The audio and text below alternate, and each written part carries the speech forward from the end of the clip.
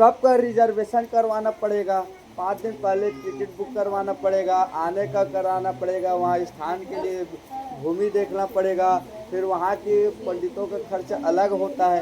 तो भगवान उसके लिए भी उपाय निकाले कि जिस जगह पे आपका मन लगता हो वह क्षेत्र नैमिषारण्य कहलाने लगता है। बोलो नैमिषारण्य तीर्थ की जय। 88,000 ऋषि लोग बैठ करके आपस में चर्चा कर रहे थे। किसी को सुनाई दे रहा है इन लोगों को कंझट में मैं क्या बोल रहा हूँ? मैं लास्ट में प्रश्न करूंगा, तो कृपया सभी से निवेदन है, माता लोग तो ऐसे भी चुप होते नहीं है, इधर चुप हुए तो आप लोग कंझट करने लगे। तो मात्र 15 मिनट का मेरे समय दो, उसके बाद पूरा 365 दिन बचा है आप लोगों का प्रवचन सुनने के लिए। तो 15 मिनट कम से कम मिला है, तो उसको आप लोग सदुपयोग करो और अपने जीवन को धन्य करो। 15 से 20 मिनट ज़्यादा नहीं लूँगा।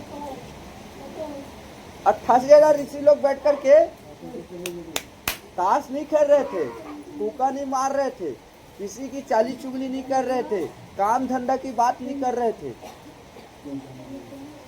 88,000 ऋषि लोग बैठ करके हम सब की कल्याण के लिए उपाय सोच रहे थे, क्योंकि कोई ना इस संसार में हमने जन्म लिया है तो हमारे साथ साथ दुख ने भी हमारे साथ जन्म ले लिया है, और हम लोग जब तक के सांस न छूटे तब तक के हमारे जीवन में विपत्ति ही विपत्ति आएगी, चाहे राजा हो चाहे रंक हो, सबके जीवन में कोई ना कोई विपत्ति जरूर है। तो उन लोग चर्चा कर रहे थे, हम लोग ब्राह्मण दिखे तो बोलने लग जाते हैं मंगने आ गए, खाने आ गए, इन लोगों का काम ही क्या है, झुंड में देख लिए तो चर्चा करने आ गए। यही होती है ना चर्चा, ब्राह्मण देखे तो भी आए, मांगने के लिए आ गए। लेकिन जो संत महात्मा जो होते हैं, जो वास्तविकता में आजकल तो घूमने फिरने वाले बहुत है, तो जो सत्य के जो संत और महात्मा है वो केवल लोगों के कल्याण के बारे में सोचते हैं, उनसे आपका धन से कोई लेना देना नहीं, वो तो घर द्वार छोड़ के चले, उनको धन दौलत से क्या मतलब, सबके कल्याण के बारे। अगर वो 88,000 ऋषि महात्मा लोग हम लोगों को कल्याण के बारे में नहीं सोचता तो न कोई वेद होता, न भगवान सत्यनारायण की कथा प्राकट्य होता, और न हमारे कष्टों का निवारण होता। वो लोग हमारे निवारण के लिए छोटे हैं। तब सतयुग की कथा है, आज भी कलयुग में चलते आ रहा है, द्वापर निकल गया, त्रेता निकल गया, कलयुग में चल रहा है, हम नहीं रहेंगे तो भी चलता रहेगा, और ये नैमिषारण्य तीर्थ हमेशा रहेगा। तो हमारे कल्याण के बारे में ही सोचते हैं ना जो संत महात्मा है, तो हम लोग नहीं बोलना चाहिए, दूसरे की बात में नहीं आना चाहिए, हमें पता होना चाहिए संत और महात्मा कैसे है, उसको भी पहचानने का तरीका है। आज का तो कोई भी आज ही एक जन चर्चा कर रहा था, पीने वाला था, तो बोले मेरे को देख करके बोले कि धोती पहनो, गमछा लटकाओ, निकल लो, भूख नहीं मरोगे। मैं बोला सुनिए सुनिए, मैं बोला नकल के लिए अकल की भी जरूरत है। आप धोती पहन करके निकल सकते हैं, लेकिन कोई अगर आपको परीक्षा ले लेगा पूजा कराने के लिए तो मंत्र नहीं मालूम रहेगा। हम लोग किसी को भट्टी में देखते हैं, भगवान की कथा बोलना पड़ता है, किसी को मांस की दुकान में देखते हैं, किसी ठेले में देखते हैं, धोती पहने हुए, चंदन लगाए, भगवा रंग पहने हुए, और हम लोग क्या बोलते हैं महात्मा होकर के मांस मदिरा का सेवन कर रहे। अरे कभी उसके साथ जा करके पूछे सर ने इनको पूछे, तो कई लोग हैं ब्राह्मण नहीं रहेंगे, अदर रहेंगे, खैर खुद ब्राह्मण करने लगे, लेकिन हम उससे लेना देना नहीं है, हमें अपने आप को पवित्र करना है। कौन क्या कर रहा है उससे मतलब नहीं है। 88,000 लोग सोचने लगे कलयुग आने वाले है, क्या करना चाहिए उपाय इसके लिए। अब भाई उनके पास कोई उपाय नहीं सोच रहा था, तो एक सूत जी का आगमन हुआ। एक मंत्री भी होता है ना, और मंत्री का फिर मुख्यमंत्री होता है, फिर मुख्यमंत्री का उप मुख्यमंत्री, ऐसा बढ़ता रहता है। तो सूत जी का आगमन हुआ तो किसी को बोलना नहीं पड़ा, सब अपने अपने जगह पे खड़ा होकर के उसका अभिवादन करने लगे। उम्र मात्र 16 साल का, उम्र मात्र 16 साल का, और उसको देख करके ऐसा लगा कि सभी लोग उसका सम्मान करने के लिए उठने लगे। किसी को लगता है ना मन में कोई आ जाता है तो नहीं हमें इसका सम्मान करना चाहिए, सभी लोग हट करके खड़े हो गए। सूत जी महाराज सोचने लगे अरे मैं छोटा सा बालक, और मेरे से 88,000 महात्मा, मतलब सत्युग में कोई हजारों साल लाखों साल जीते थे, तो कल्पना कर सकते हैं कि 16 साल की उम्र के लिए लोग इतने उसका सम्मान कर रहे हैं। तो बोले कलयुग में किसका सम्मान होता है? जो उम्र में बड़ा होता है उसका होता है क्या? नहीं होता है। जो नहीं होता है कोई 50 साल का होता है तो कहीं गूगल में सर्च मारोगे तो 150-200 का आपको उम्र का मिल जाएगा। ऐसे ऐसे संत है जिसकी उम्र का अभी तक का ठिकाना नहीं है, आज भी हिमालय में रहते हैं, ना इसको यूट्यूब में पाओगे ना गूगल में पाओगे। उनको फोटोग्राफी से कोई लेना देना नहीं है, उम्र का भी कोई टिकाऊ नहीं है। उसके बाद धन से, पैसा में बलवान है बोलते हैं, अरे इस संसार में कौन बलवान है? कोई बलवान नहीं है। वैसा रहता रतन टाटा जो आज हमारे भारत का प्रथम नागरिक होता, इस देश का होता, जिन्होंने पूरी अपनी संपत्ति को दान करके चला गया, पता नहीं चला। अगर उसको संपत्ति गिनाना रहता ना तो उसके जैसे दानी व्यक्ति नहीं मिलता। तो धन से भी कोई बड़ा नहीं होता, अपने आप को कभी छोटा नहीं समझता। उसके बाद उम्र हो गया, धन हो गया, बल, कोई 50 किलो उठा लेता है तो कोई 500 किलो उठा लेता है, उससे बड़ी बात क्या है? कोई 1000 किलो भी उठा लेगा। कलयुग का जमाना आ गया, ऐसा गोली आएगा कोई 100 किलो भी उठा, 1-2 टन को भी उठा लेगा। गोली खाए सीधा उठा लिए, पता ही नहीं चलेगा। कलयुग आ गया है। अब तो कलयुग में ऐसा भी आने लगे, बता रहे हैं कि बच्चा पैदा करने की जरूरत नहीं है, गोली खाओ और बच्चा, कुछ ऐसा टेक्निक आया कि बच्चा ऐसी हो रहा है कलयुग में। और जिस दिन कहीं कलयुग में पूरा ना खास तक कल्पना करना छोटा सा कि कहो जीव को बचाने का तो किसी चीज नुक्स को पा जाएगा तो उस दिन पूरे भारत का सर्वनाश हो जाएगा। क्योंकि जब से मोबाइल आ गए कोई बच्चा बात मानने वाला नहीं है, कोई मानता है? जब देखो मोबाइल में ही लगे रहते हैं। कोई आजकल, पहले के बच्चे लोग मोबाइल नहीं थे तो पिताजी लोगों के साथ बैठ करके भोजन करते थे, इसकी कहानियां सुनते थे। अभी बता दो कोई बच्चा आप कहानियां सुनते हैं? आप लोगों से कोई मतलब नहीं है, कोई बच्चा कहानी सुनने वाला नहीं है। तो सूर्य जी ने फिर सबको आशीर्वाद दिया और सबको बैठाया। उसके बाद बोले कि उसका एक मुख्य वो रहता है, स्पीकर होता है। तो सौनक जी सबको सानिध्य कर रहे थे। अगर 88,000 ऋषि लोग पूछते, अपनी अपनी समस्या बताते रहते ना, तो 88 केवल 70 के केवल प्रश्न ही प्रश्न होता।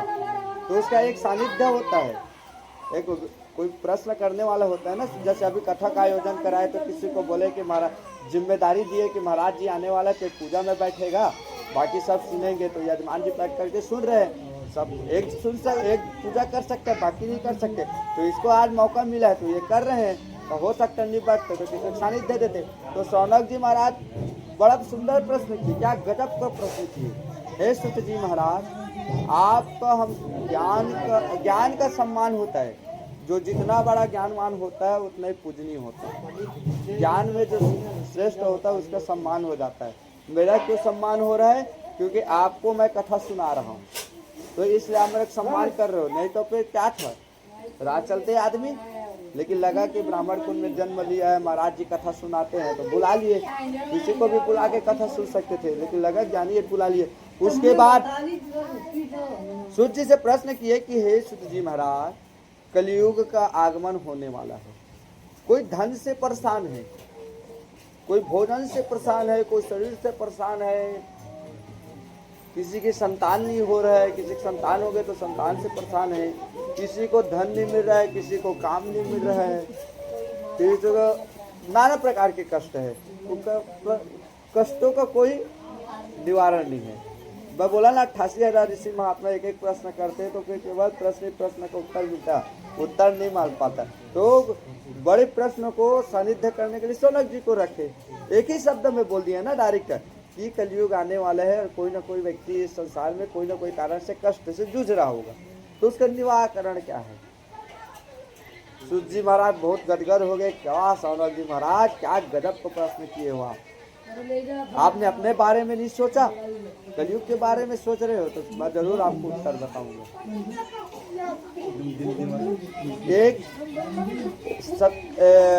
एक बार की बात है, बोले देखो प्रश्न बढ़ते जा रहे हैं, अब प्रश्न का उत्तर वो देगा। नारद जी महाराज पृथ्वी में भी भ्रमण करने के लिए आए, नाना प्रकार के कष्टों से जूझे। कलयुग के आदमी खुद बीमार है, उसको मैं क्या प्रश्न करूं बोल करके वैकुंठ में गए। वैकुंठ में लक्ष्मी मैया, विष्णु भगवान बैठे हमारे सत्यनारायण भगवान के चरणों को दबा रहे थे। नारद जी महाराज को सुने ना आगमन आया, तो ब्राह्मण थे नारद जी महाराज, और नारद जी महाराज ऐसे थे कि या तो किसी को लड़ा देते थे और किसी को भगवान से मिला भी देते थे। नारद जी मिलना आज के दिन में बहुत है, भक्त को भगवान से मिला देना। वो मतलब ऐसा साइंटिस्ट है वो कि उसके पास सारे चीजों का उपाय रहते थे, लेकिन एक जगह रुक नहीं सकते थे, उसको श्राप लगा हुआ था। तो जब सुने ना विष्णु भगवान नारद जी आए ना, लक्ष्मी भैया बोले लक्ष्मी पैर को दबाना छोड़ तू, नारद जी आया है, ब्राह्मण आया है, ब्राह्मण स्वागत करो, तैयारी करो उसका। चलो दौड़ते हुए नंगे पैर गए, जैसे सुदामा जी महाराज आए ना, तो कृष्ण भगवान पूरे सुदामापुरी में फूले पैर, कांटा चुभ रहा है, पैर नंगे, बदन पे कपड़ा नहीं, जो पाए जहाँ गिर रहा है, मुकुट गिर रहा है। राजा का अगर मुकुट गिर जाए तो लोगों को सोचना पड़ जाता है, लेकिन उसको मित्र आया बोल करके किसी प्रकार से नहीं सोचा, मित्र के लिए ऐसा प्रेम भगवान कृष्ण का। तो नारद जी आए बोल करके लक्ष्मी का पैर दबाना छोड़ दिया। अभी के जमाने में क्या होता, अभी पैर दबवा रहा हूँ, जो भी आया है उसको वहीं बैठाओ, नहीं तो अंदर में ना नौकर चाकर को बोल देते, और ब्राह्मण देता है आया है ना इंतजार करेगा, ऐसा होता है ना आजकल। लेकिन ब्राह्मण आए, देखो आप पूजन भी कर रहे हो, तो मैंने सुन रहा था कि आप पूजन भी कर रहे हो तो दो चीज के लिए वर्जित है, भगवान आपको पाप नहीं लगेगा। पहला, अगर आप पूजन कर रहे हो, कोई ब्राह्मण देवता है, पूजन को छोड़ो, क्योंकि ब्राह्मण भगवान का स्वरूप होता है कलयुग का। दूसरा, अगर भगवान का कोई भक्त आया है तो आप पूजन छोड़ करके उनका सम्मान करो, उनको बाहर में मत दो, तब आपको पाप लगने वाली नहीं है। नहीं तो आप पूजन कर रहे हैं ना, बाकी कोई आए उसको बैठाओ, इंतजार करेगा। उसके बाद नारद जी को लेके गए, मस्त सुंदर भोजन कराए, चरणों को धोए, मस्त सुंदर भोजन वोजन करा करके फिर पूछे आप क्यों आए हो। और हम लोग क्या करते हैं, फोन में ही पहले पूछ लेते क्यों आ रहे हो। कलयुग का जमाना है, फोन में पूछ लेते हैं ना। पहले मोबाइल नहीं था तो बड़ा आदर और सत्कार होता था भाई, अब मोबाइल आ गए है ना, इंटरनेट का जमाना, फोन में पहले हो जाता है, मत आओ भैया मैं घर में नहीं हूँ बोल देता, जबकि घर में रहता है व्यक्ति। इस पद्धति को बदलना है, मतलब कथा सुनना, ये कथा आप कई बार सुन चुके हैं, लेकिन कथा का महत्व क्या है इसको सुनना जरूरी है, शब्दों को सुनना जरूरी है कि इन लोग क्या हुआ, भगवान ने क्या किया, कैसे किया। भोजन कराए, उसके बाद पूछ रहे हैं भगवान को क्या बताना पड़ेगा नारद जी क्यों आए हैं, फिर भी वो पूछ रहे हैं नारद जी से आप क्यों आए हो। नारद जी बोले प्रभु आप सब जानते हो, फिर भी पूछ रहे, बोले कलयुग के आदमी को ही तो बताने के लिए तुमसे तुम्हारे द्वारा पूछवा रहा हूँ।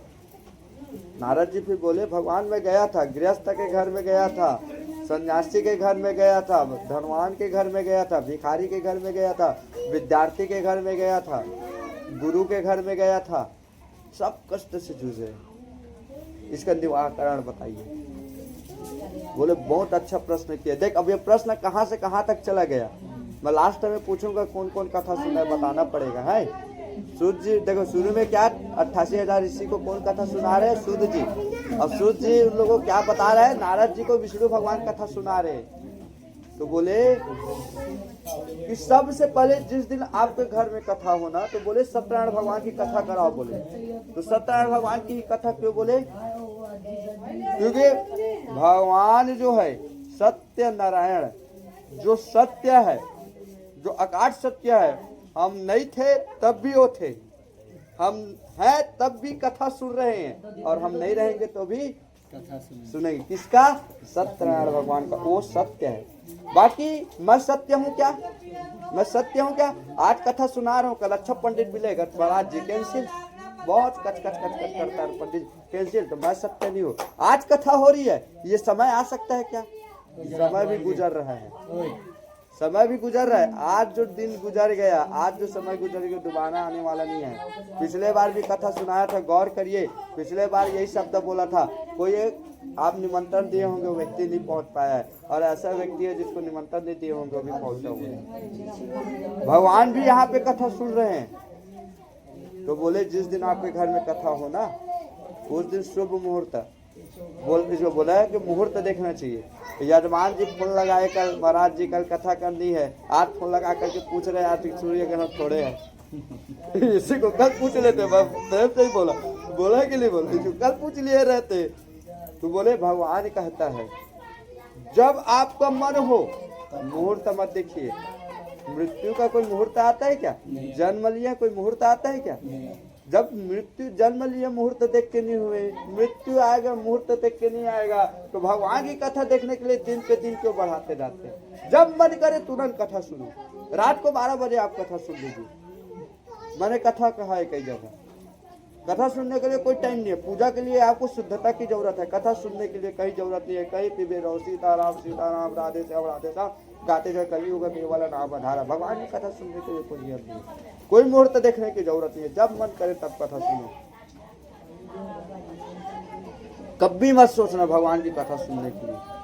पूजन के लिए शुद्धता की जरूरत है, लघु संकल्प करके क्या है, नहाना पड़ेगा, शुद्धता करना पड़ेगा, लेकिन भगवान की कथा के लिए कोई नहीं है। खाना बना रहे, महिला रोटी बेल रही है, हरे कृष्णा हरे राम राम राम हरे हरे, हे कृष्ण गोविंद हरे मुरारी, हे नाथ नारायण वासुदेवा।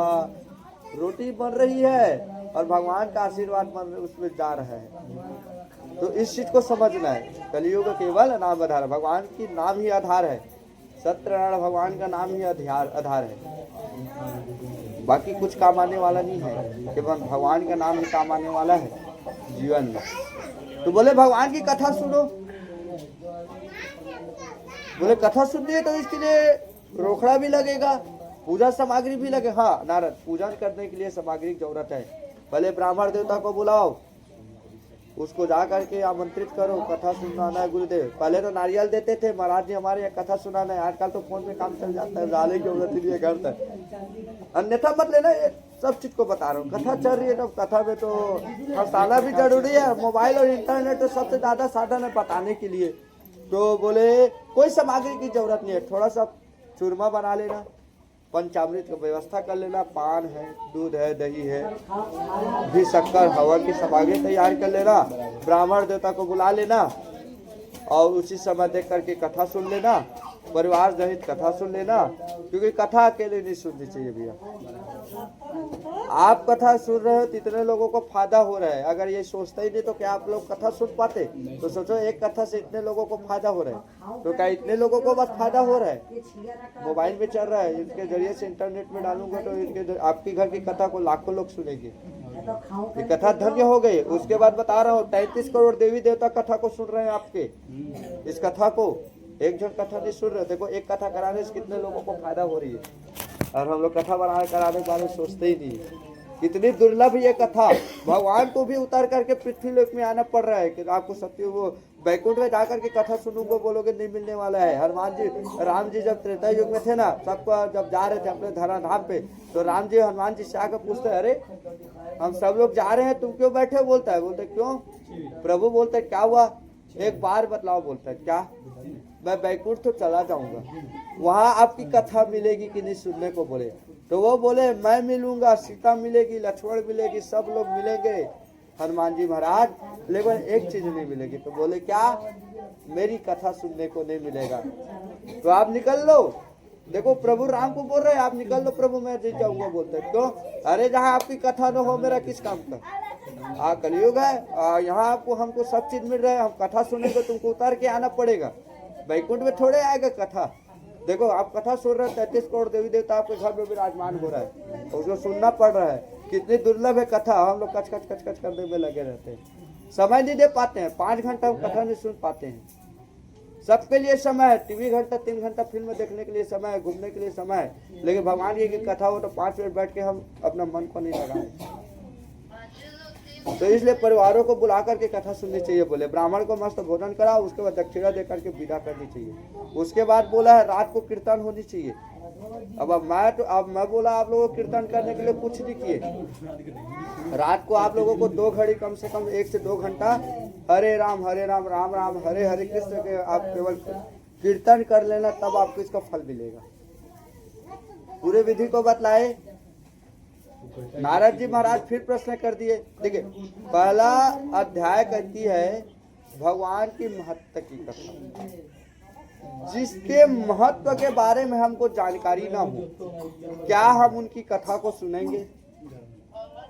बिना किसी के जानकारी के सुनेंगे क्या? सत्यनारायण भगवान की कथा का महत्व यही कहता है कि हर कथा में पहले भगवान की महिमा का बखान किया जाता है, उनको जानना जरूरी है। तो सत्यनारायण भगवान को हम जान लिए। नारद जी के मन में आए भगवान कलयुग के आदमी बहुत चतुर है। बोले क्यों? अब जैसे मैं ही कथा करने आया हूँ, मैं ही कथा करने आया तो मेरे पहले पूछे यजमान जी वो माध्यम बन गए कि कोई कथा हमको करानी है, महाराज जी कोई हो तो सुनाने वाला बताओ। अब मैं उसके यहाँ कथा नहीं किया रहता है, कहीं पूजन नहीं किया रहता, क्या मेरे को जानते कि महाराज जी कथा कर लेते हैं? नहीं, मैंने कहीं किया है तभी तो जाना है ना। तो नारद जी बोले सत्यनारायण भगवान की कथा के लिए मैं कलयुग के लोगों को बोल दूंगा, कलयुग के लोगों को मैं बोल दूंगा, लेकिन कोई कथा को सुने हैं क्या? भाई सुने हैं तभी तो होगा। हाँ नारद जी बोले कौन प्रभु? तो एक ब्राह्मण देवता रहते थे, और ब्राह्मण देवता रहते थे ना, तो ब्राह्मणों का काम क्या है? गांव में मृत कार्य हो गया तो उसका पिंड दान कराना, ऐसे किसी के घर में जा करके सत्यनारायण भगवान की कथा कराना, तेल डाल दो उसमें, कथा कराना, विवाह हो तो विवाह करा देना, एकादशी द्वादशी आता है तो भिक्षा मांग लेना। ब्राह्मण का काम ही क्या है? अरे महाराज अगर कोई काम भी करने लगेगा क्या बोलेगा? अत्यक कमाथक गा दबो लेता है, काम करने लगे शोभा नहीं है महाराज। मैं अभी कभी परीक्षा लेते जजमान बन के मोर काम देते तो गा पूजा पाठ नहीं मिला थे, 13 दिन हो गए 14 दिन हो गए, लेकिन इनके ऊपर विश्वास है। ये ऐसे ऐसे परीक्षा लेते हैं। हरिश्चंद्र राजा के बारे में सोचे हो, जिसका पूरा संपत्ति बेचा गया, बेटी पुत्र को सर्प ने काट दिया, पत्नी बिक गई है, खुद बिक गया है, बेटा मृत्यु को प्राप्त हो चुका है, और उसको अंतिम संस्कार करने के लिए जमीन के लिए भी टैक्स देना पड़ रहा है। पहले टैक्स देना पड़ता है, आज भी वो नियम चला है, गांव में भी चलता है। जब मृत्यु होता है तो जमीन का टैक्स दोगे तो आपका अंतिम संस्कार होगा। कई लोग लेके जला देते हैं, लेकिन कई गाँवों में नियम चल रहा है कि आपको जमीन खरीदनी पड़ेगी। हम लोग सब जगह जमीन खरीदते हैं, लेकिन जिस जगह हमारी अंतिम संस्कार होना होता है उसके लिए हम लोग आज तक की जमीन नहीं खरीदते, उसके लिए परिवार वाले जमीन खरीदते हैं। इतनी गर्व की बात है ना।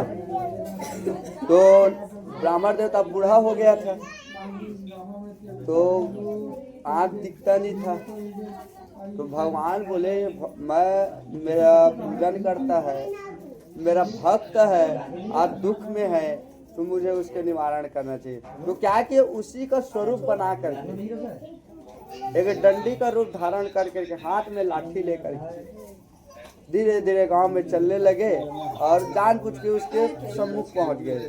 और बड़े आप गजब को प्रश्न करते हैं, आज के दिन को किसी को दुख पूछने वाला कोई नहीं है। बोले हे ब्राह्मण देवता, तुम्हारे दुख का कारण क्या है बताओ तो सही।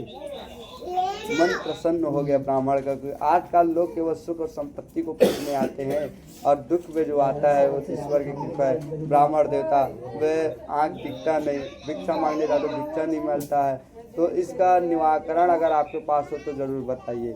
तो बोले एक बार तुम भगवान सत्यनारायण की कथा तो सुन लो। बोले महाराज मेरे लिए धन नहीं मिल रहा है, पूजा नहीं मिल रहा है, मैं कहाँ से कथा सुनूं?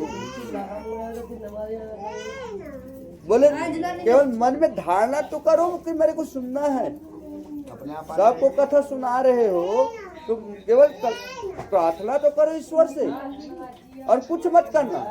कल सुबह उठना और भिक्षा के लिए निकल जाना, कल सुबह उठना भिक्षा के लिए निकल जाना, मन में मेरे सत्यनारायण भगवान का ध्यान करना, निकल लेना। ब्राह्मण देवता वही संकल्प किए, प्रभु आप बोले तो एक बार इसको भी करके देख लेता हूँ, क्योंकि ब्राह्मणों का वचन मिथ्या नहीं जाता है। आँख बंद करके प्रार्थना किए कि कल मैं कथा सुनूंगा। आँख खोल करके देखे साधु अंतर ध्यान हो गए रहते हैं, और भगवान का जब बोले रहते हैं कुछ कार्य करना रहता है ना, ऐसे लेट तो नहीं हो रहा ना, मन लग गया तो चल ही रहा है। अब ये कहाँ रुकेगी मेरे को नहीं पता है, कहा ना। तो ब्राह्मण देवता को नींद नहीं आया। अब नींद नहीं, भाई काहे नींद आएगा? भगवान का जो नाम उच्चारण कर रहे उसको नींद आने वाला नहीं है। सुधा ब्रह्म मुहूर्त में उठा। हम लोग कितने बजे उठते हैं?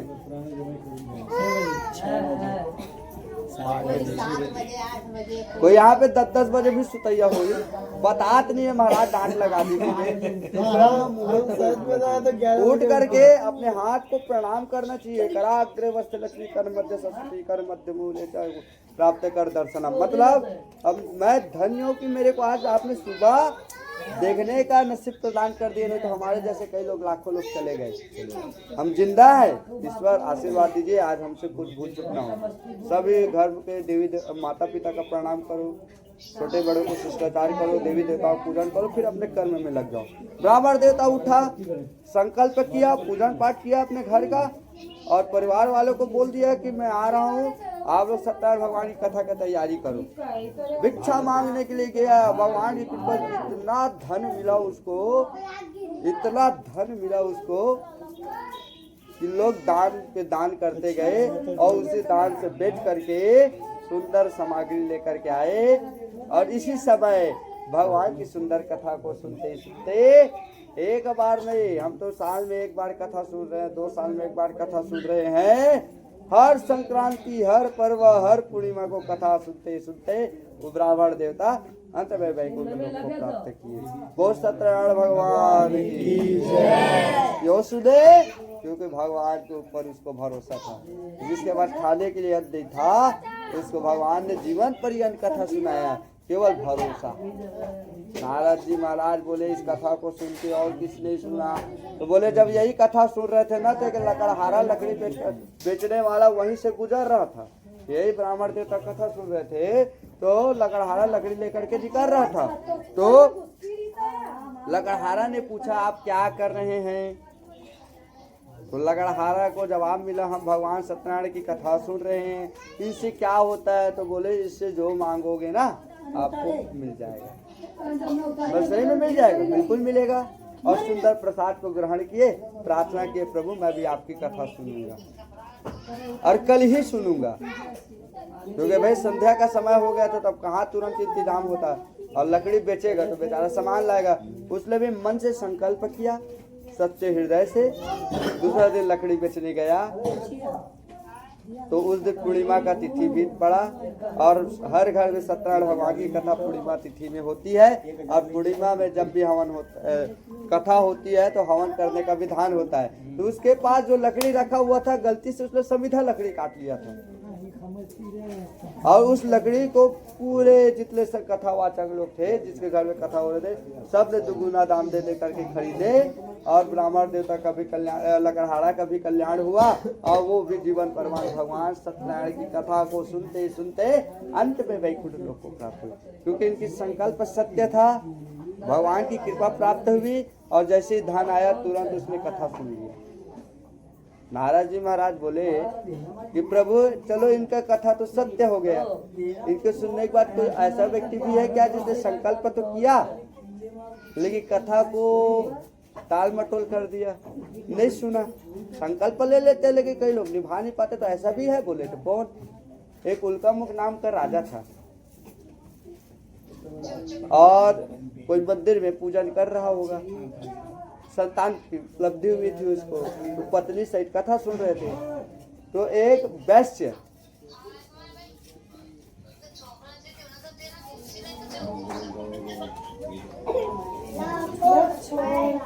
वैश्य सोनार धंधा करके निकल रहा था वहीं से। तो उन लोग क्या होते हैं, जो बनिया लोग रहते हैं ना, बहुत चालाक रहते हैं। ऑनलाइन के चल रहा है तो नाम लेना नहीं है, उसमें बनिया, वैश्य बनिया का नाम है। तो निकल रहे थे, तो उसने क्या किया, पूछे कि आप लोग क्या कर रहे हैं? न तो नमन न शिष्टाचार, कुछ नहीं, उनको पता ही नहीं था धंधा करने वाले को। हम बोले हम भगवान सत्यनारायण की कथा सुन रहे हैं। बोलते अच्छा क्यों सुन रहे हो? बोले हमारे घर में संतान की प्राप्ति हुई, शुक्ला भगवान की कथा सुन रहे हैं। एक कथा सुने से संतान की प्राप्ति होती ऐसे? बोले हाँ बिल्कुल। एक रे हाँ बिल्कुल। बोले कथा सुनने से होता है, तो इसके लिए क्या क्या करना पड़ता है? पूरे सामग्री को बतला दिए, ब्राह्मण देवता को बुला लेना, फिर कुछ ही समय पे कथा सुन लेना, मन में संकल्प ले लेना। अब वो प्रसाद को लिए, अब चुपचाप निकल लिए। घर में लीलावती एक गिलास पानी लेकर के आ रही थी। बोले पानी उन्हीं को रहने दे, तो इधर आ पहले। बोले क्या हुआ? बोले लीलावती मैं काम से करके आ रहा था, तो एक मंदिर में एक राजा था ना, वो कथा सुन रहा था। अब वो सत्यनारायण भगवान की कथा बोला, और ये क्या बोल रहा है, लड़का प्रदान करने वाला कथा हो रहा था। और लीलावती, मैं आज संकल्प लेता हूँ जिस दिन मेरे घर में संतान की उपलब्धि होगी ना, उस दिन मैं उसी लड़का प्रदान करने वाले कथा सुनूंगा। भगवान खुश हो गए, चलो आज नहीं तो कभी कथा सुनेंगे। पहले सुन लेता, कोई दिक्कत नहीं, लोग बनिया है ना, बिना फायदा काम नहीं करे। बोला भरोसा नहीं रही से भगवान ऊपर, लात जरूर रही, संकल्प पर कर ली, लेकिन भरोसा नहीं रही से। तो भगवान के आशीर्वाद हुआ, 3 महीने में लीलावती गर्भवती हुई, 9 महीने में कन्या रत्नों को जन्म दिया। संकल्प भी बहुत गलत करे ना, जल्दी संतान हुई दिन मैं कथा सुनू के, अरे तोरी जल्दी संतान हो 6 दिन तो ऐसे पूजा नहीं कर सकत, सूतक काल में कहाँ पूजा करोगे।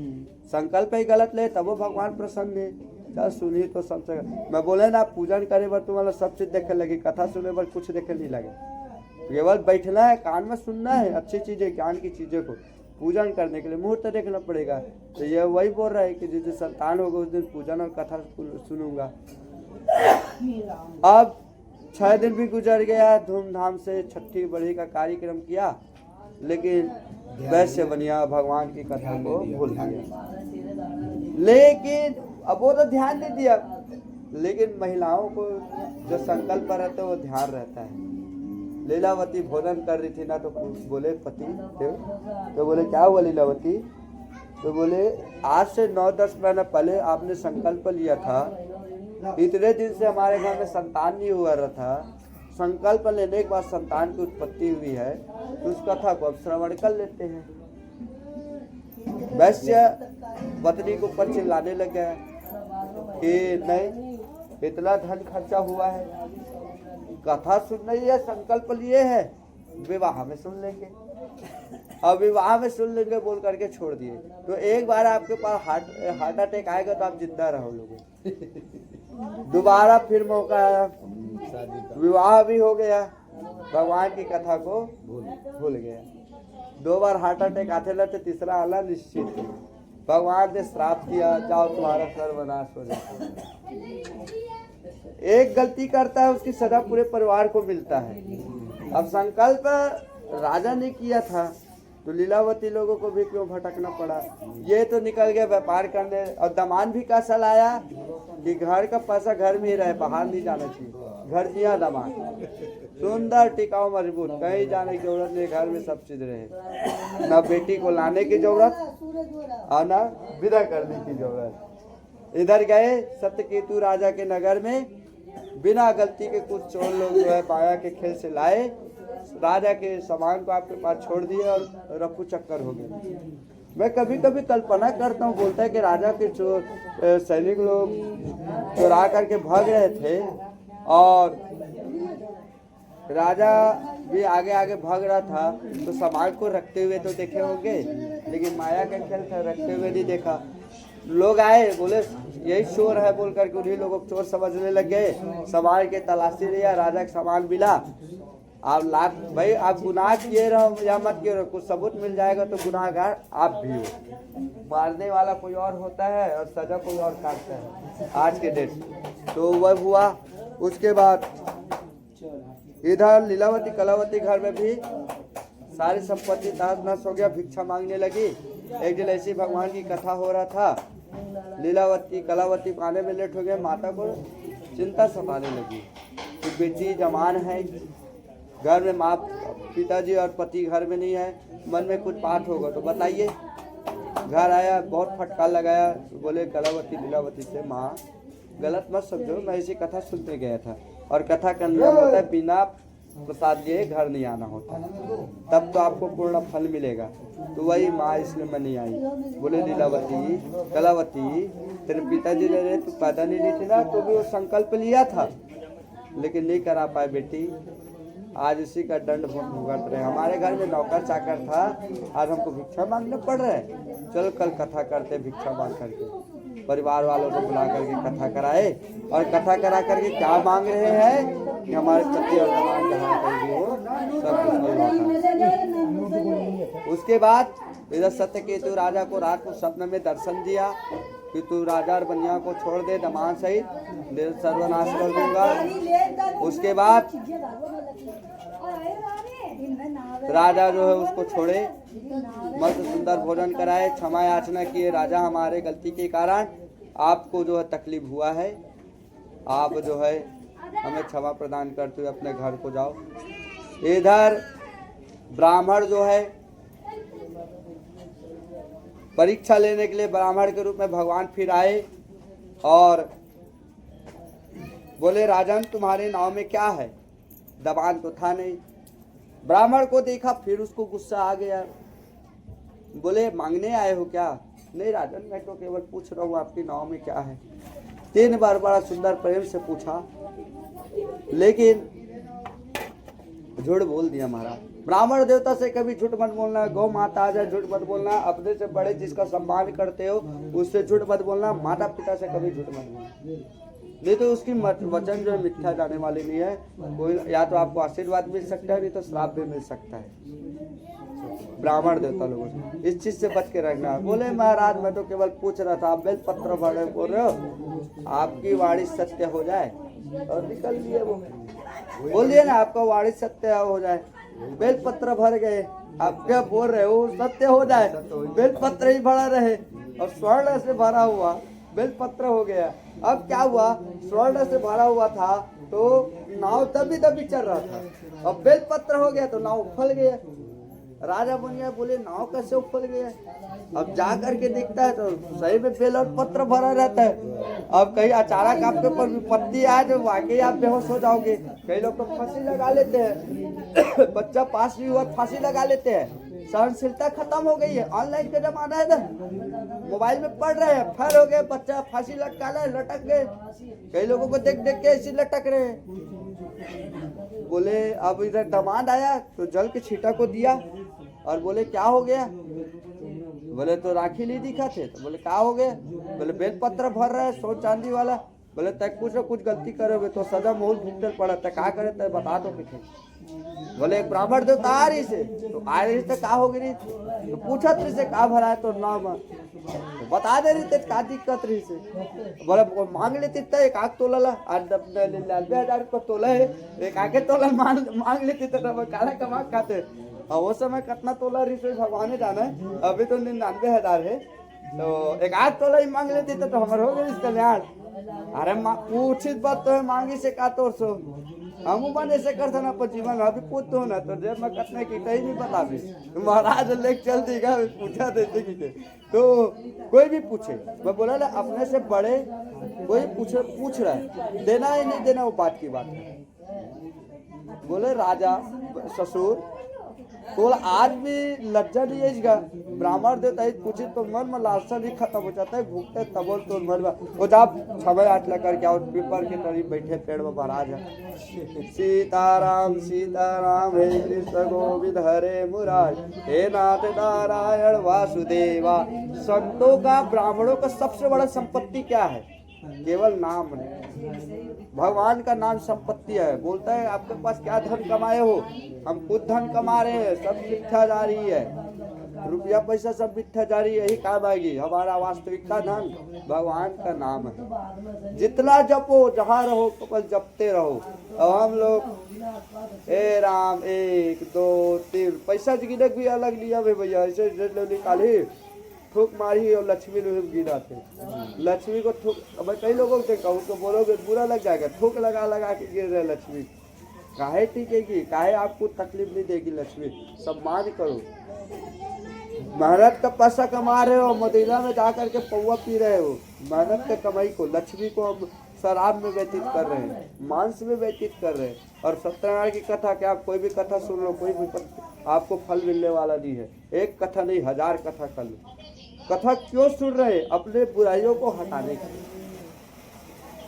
जाकर के क्षमा याचना मांगा। भगवान बोले ब्राह्मण देवता आपकी कथा आपकी महिमा को जब भगवान नहीं जान पाए तो मैं तो कलयुग का व्यक्ति हूँ, मैं कैसे जानूं कि क्षमा याचना कर प्रभु के लालसा खत्म भी हो। बोली फिर धन दौलत से भर देगी। मांगे के तरीका अजब अजब होते होगा। पत्नी में कहते पति और दमाद कहाँ हो, घर आ जाती कहते अरे अभी भी धन के पीछे पड़े हुए।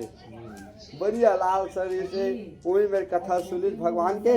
और वाह अरे बनिया राजा मन जो होते ना अपन स्वागत के पक्का तैयारी कराते। आजकल नेता बनाते ना तब चेला वाला पलिट के देते फटाका फोड़ अबे आहू तो 5 मिनट पहले फटाका फूटल धले रही स्वागत और पहले खड़े रहे थे नेता बना रहे मत आ रहे। अब वो राजा एक जन नौका ला पहले भेजते रहे राजीव वाला कि मैं स्वागत के तैयारी करत रहे। वाह रे राजा तो संगे में चल देते तो एक साथ तक का बिगड़ देती गली द्वार में बैठ देते स्वागत ला करवा लेते भारी चलाक बनिया। ओकर बाद लीलावती कलावती कथा सुनत रहे सोलिच पति आथे के लीलावती कलावती छोड़ दी बजा आठ बेटे पर पति मिले तब पूजा कंप्लीट करके आवे एक कथा पहले सुन ले रही थी तो का बात तकलीफ आती। तो महिलाएं भी अकेले कथा सुन सकती है अगर पति आपके सम्मुख ना हो तो। बहुत सारा नियम है। एक नारियल रख लो या लोटा को बगल में बैठा लो पति के रूप में और साक्षी मान करके कथा सुन लो। कथा कभी भी सुन सकते हो। ऐसे अगर पास में पति हो तो उसके बिना आपको कथा निष्फल है लेकिन नहीं है तो कथा अकेले भी सुनो।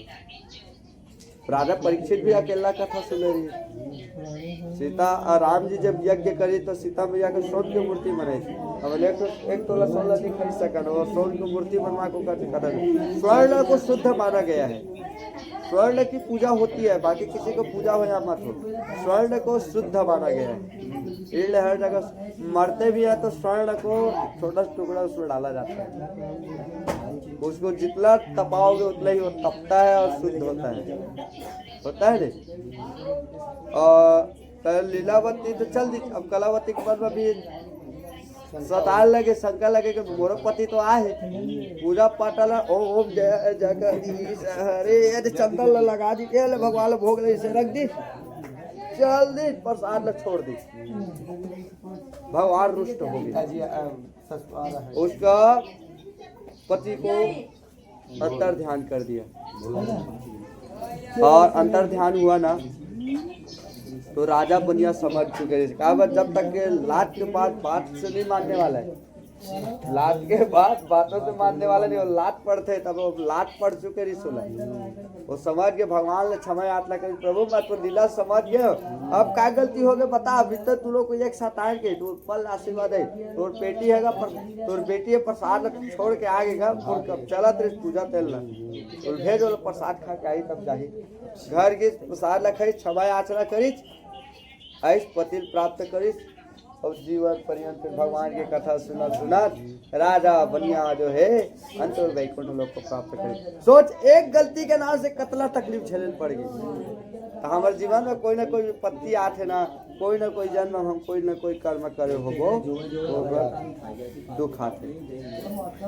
ऐसा जीवन में कमी मत लाना। हम अतक मेहनत करत तो हमन में धन नहीं आते और एक आदमी है जिनमें बहुत धन आते तो अपन कर्म के कमाई सब खवाते। तो एक बार यही प्रश्न ना पूछे कौन है कृष्ण से अर्जुन नहीं एक महाराज के 2 शिष्य रहे तो एक जन दोनों पुरोहित करे भर के तो एक जन पूजा करे ला सीख गए और एक जन पूजा करे सीखल गए छोड़ दी। तो का हुई पुरोहित करे भर के तो जो पूजा करत है बिकट तकलीफ में रहे और जो 2 नंबर के काम करत रहे ना ओकर भाई कोई तकलीफ नहीं होती। पहले देखा रही से विष्णु भगवान और अर्जुन दोनों को नारद जी है वो तो बोली महाराज ए बा तो लड़का है महाराज तो दिन रात पूजा करते कांटा चुभ हो दे अब एक जन तोर कबो पूजा पाठ नहीं करे तोर बदनामी कर दे तो राजा बना दे। देख कारण वो समझ नहीं है के तो देख बहुत अच्छा उपाय बताए पूछूंगा मैं लास्ट में। आप लोग कथा सुनने के बुलाया तो उसकी कथा को मत सुनिए मेरी कथा को सुनिए जीवन में काम आएगा। ये जो बैठा है ना करिया ना हाँ वो बोल रहा है कि आप मुंह से बोल रहे हो इसमें जो लिखा है वो नहीं वही वाला तो बोल रहा है वो वही तो बात चल रही है।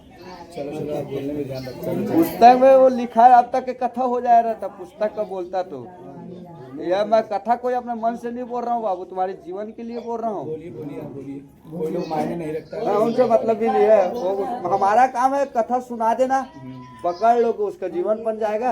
हम नहीं पकड़ोगे तो फिर तुम जानो, फिर दोबारा कथा कराना, दक्षिणा लेने आएंगे। नहीं तो एक ही बार में हमारा काम समाप्त हो जा रहा है। और यही कथा बार बार सुनोगे, यही कथा मैं बार बार सुनाऊंगा। तो कहाँ पे आ रहे हो, बीच में टोक दिया था तुम्हारे लिए। हाँ, तो कांटा क्यों चुभा दिए बोले, तो बोले इसको कांटा मैं इसलिए चुभाया हूँ कि आज इसकी मृत्यु था, इसकी मृत्यु निश्चित था, किसी बड़ी चीज में इस आज गिर के मरने वाला था, तो आज मैं कांटा चुभाया हूँ इसको। ये पूजा कर्म करता है तो इसके सारी विपत्तियों को मैं समाप्त कर दिया हूँ। और इसको जो तुम्हारा पूजा पाठ भी करता है उसको, इसको संपत्ति आज इसको जितना मिला ना, ये आज राजा बनने वाला था, लेकिन मैं थोड़ा थोड़ा दे करके इसको राजा से समाप्त कर दिया। अब इसका अंतिम समय आगे सर्वनाश की स्थिति में है, इसलिए इसको धन दे रहा हूँ। आज जितने भी जो पास बड़े बड़े गाड़ी और मोटर देखते हैं सब 2 नंबर के कमाई मैं लिख करके टॉयलेट करके देता हूँ, मेहनत से कमा करके बताइए, साइकिल नहीं खरीद सकता आदमी आज के डेट पे। मानते हो कि नहीं मानते हो? मेहनत कमाई करे तो अभी डेट ऐसा आ रहा महंगाई कि हम एक तो साइकिल नहीं खरीद पाएंगे। और कोई अचानक 2 नंबर के चक्कर में 4 चक्कर डूब रहे आने, 2 नंबर के कमाई है। तो ये राजा सुनिए और जीवन पर्यंत वो भी कथा सुनिए। एक टुमढम का नाम का राजा था, आपका ध्यान इधर ही है सबसे पहले। चलो मैं अपने ध्यान दूंगा, अब कहीं तो समापन का गया है। तो जंगल में शिकार करने जाते थे, जंगल में शिकार करने। तो एक दिन कुछ ग्वाल बाल लोग ऐसे सत्यनारायण भगवान की कथा हो रहा था ना, तो कथा होने के बाद सबको प्रसाद देते हैं। तो राजा सो गया था, अब थका पीटा था, जंगल में गया, अब राजा आदमी है, इस कारण राजा लोगों को सोने का समय नहीं मिलता है। और जो घर के मुखिया होता है ना, उसको भी कभी कल्पना करना, केवल कल्पना करना, और रात को 2 बजे भी जगता रहेगा और आपके कल्याण के बारे में सोचता रहेगा। हर घर में एक राजा होता है, ये जरूरी नहीं है कि हमारे भारत का राजा राष्ट्रपति मोदी जी है, वो रात को 2 बजे भी भाषण देते हुए सुनेंगे कभी। वो सोते कितने बजे होंगे, कल्पना करते हैं? नहीं, हम लोग नहीं सोते, हम लोग केवल देखते हैं सामने वाला सो रहा है या नहीं। तो देखो कारण बता रहा हूँ, राजा जो होता है ना, तो 3 प्रकार के व्यक्ति को जगा देना चाहिए। एक विद्यार्थी अगर वो पढ़ाई नहीं करेगा, सो जाएगा, तो वो पढ़ाई में पास कैसे होगा? हलवाई अगर खाना नहीं बनाएगा तो खाओगे कैसे? राजा,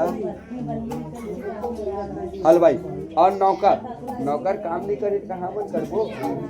नौकर लगाए तो काम करे पर लगाए ना, सोए पर लगाए का तो पाप नहीं लगा। लेकिन 3 प्रकार के व्यक्ति जिंदगी में कबो मत उठा, दूसर के लड़का ला जिंदगी में मत उठा, नहीं तो दाई और दादा के कोई चुप नहीं करा सके। अतला रोही, अतला परेशान करी जो अगर माता पिता के साथ तीसरा संभालने वाला नहीं है।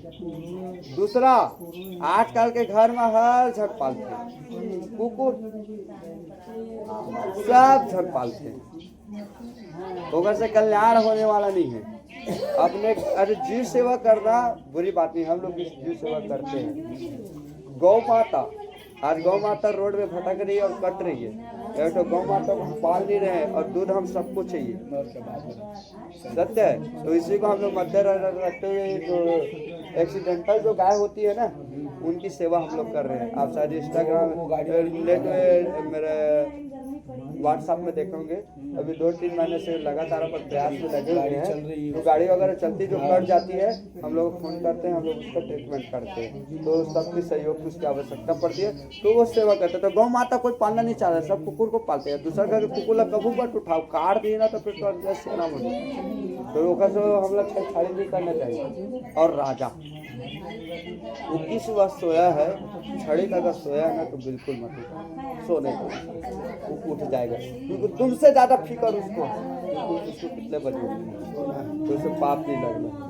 इतना सोना है, इतना उठना है। अगर कोई सोया है तो मत उठाओ, बाकी सबको उठाओ, कोई दिक्कत नहीं। आजकल को पी करके लोग सोए रहते हैं तो बात अलग हो जाती है। तो राजा के सामने में नहीं उठाए उसको, कोई श्राप दे देगा तो तकलीफ हो जाए, क्योंकि पहले के राजा लोग सीधा मृत्यु दंड दे देते थे, तो छोड़ दिए। अब ये राजा उठा और बोले छोटे लोग मेरे को ये आटा उटा देकर के क्या चला गया, कहीं जहर उहर पिला दिया होगा।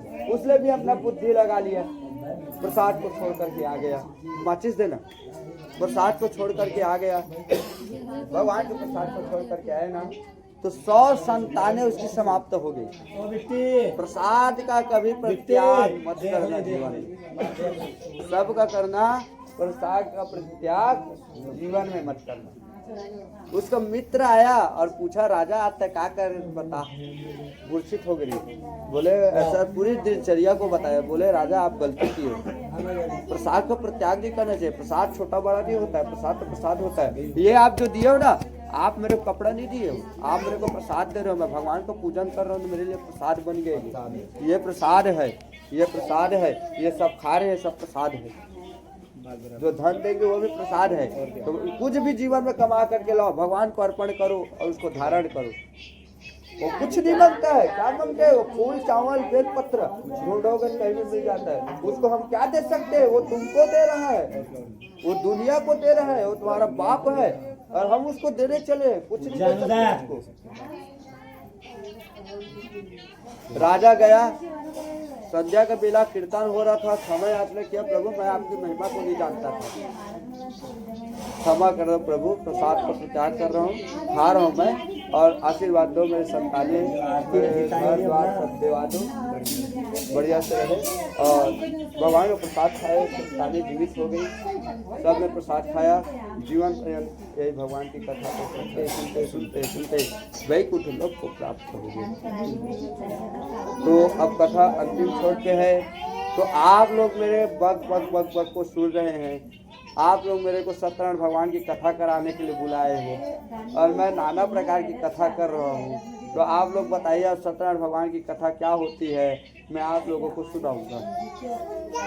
क्या होती है कथा सत्यनारायण भगवान की? भाई आप मन कथा करा सत्यनारायण भगवान के, मैं कहा तुम्हारे उल्का मुख के कथा सुनात हूँ, लीलावती कथा सुनात हूँ, तुम ध्वज के कथा सुनात हूँ और तुम सत्यनारायण भगवान की कथा सुना पर बुलाए हो बोला।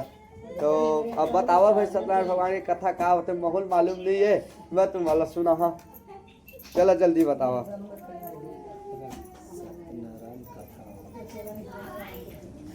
देखिए इसका मतलब यही है कि घर परिवार और जो आदमी गलत रास्ता ले तो आए, तो मैं सत्यनारायण भगवान की कथा करना है भैया, और मेरे को पता है उसकी कथा सुनाऊंगा तो आएगा ही। तो कौन सी कथा है जिसको मैं आप लोगों को सुनाऊं, ये बताओ। मैं वही पूछ रहा हूँ, बता रहा हूँ। ये सत्यनारायण भगवान की कथा दो चीजों में, ये तो पूजा हुई है, कथा सुनाने के लिए आप बुलाए हो और मैं तुम्हारा लीलावती कलावती कथा सुनाता हूँ। तो मैं बतला रहा हूँ आप लोगों को, सत्य ये जो कथा है ना, सुनिए सुनिए, जीवन में काम आएगा। ये जो भगवान की जो अभी मैं कथा सुनाया हूँ ना, ये मैं सब जगह कथा सुने है। तो आखिर कथा सुने तो सत्यनारायण भगवान की कथा सुने का तो शुरू सुने करो ना। ब्राह्मण देवता कथा सुन के आए बैकुंठ लोग प्राप्त करे, लगड़हारा धनवान हो गए, एक जन के संतान हो गए, एक जन के पूरा संपत्ति समाप्त हो गई। इसलिए चले थे कथा सुनी तो धन फिर होकर संपत्ति वापस आ गई। तो कौन कथा सुने? तो भगवान की कथा। जैसे पहला है संकल्प की कथा, आपके संकल्प पर सत्य होनी चाहिए, और दूसरा श्रीमद् भागवत कथा जिसमें भगवान की गोविंद का उल्लेख हुआ है, उन कथाओं को इन लोग सुने। सत्य नारायण, सत्य कौन?